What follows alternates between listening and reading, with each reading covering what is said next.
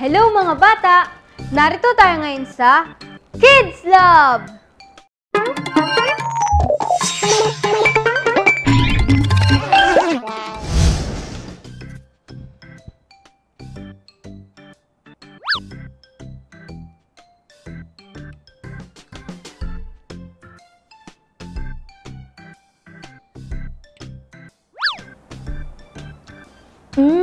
Ang sarap at ang bango-bango. Nalalaman natin kung ano ang lasa nito dahil sa ating sense of taste.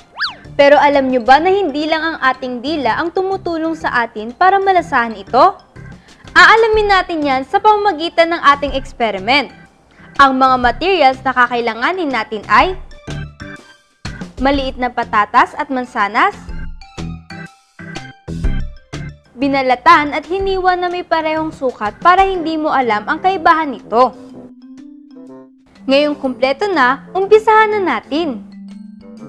Paghaluin ang hiniwang mansanas at patatas.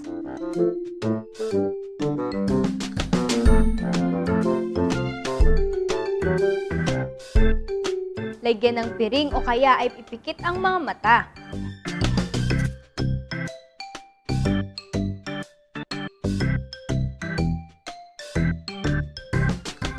Hawakan ng ilong. Habang hawak ang ilong, kumuha ng isang piraso mula sa pinaghalong patatas at mansanas at tikman.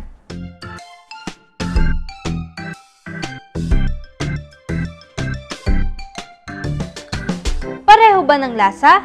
Madali lang bang malaman kung ano ang patatas at kung ano ang mansanas? Mahirap malaman ang kaibahan ng patatas at mansanas habang hawak natin ang ating ilong habang tinitikman natin ang mga ito. Ang ating ilong at bibig ay connected sa iisang airway kaya tayo ay nakakalasa at nakakaamoy ng pagkain sa sabay na pagkakataon. Ang ating panlasa ay maaaring makapagsabi kung ang kinain natin ay maalat, maasim, matamis, matabang at mapait. Pero kung isasama natin ang ating pang-amoy, mas makikilala mo ang kaibahan ng bawat lasa ng pagkain. Kapag tinanggal ang ating pang-amoy, malilimitahan ng kakayahan ng ating utak na malaman ng kaibahan ng bawat pagkain. Ang galing, no? Kaya mahalaga rin ang ating ilong. Tungkol naman sa ating lalamunan o throat ang pag-aaralan natin sa susunod kung loloobin ng Diyos. Samahan niyo ulit ako dito sa Kids Lab, ang laboratorio ng mga batang Kristiyano!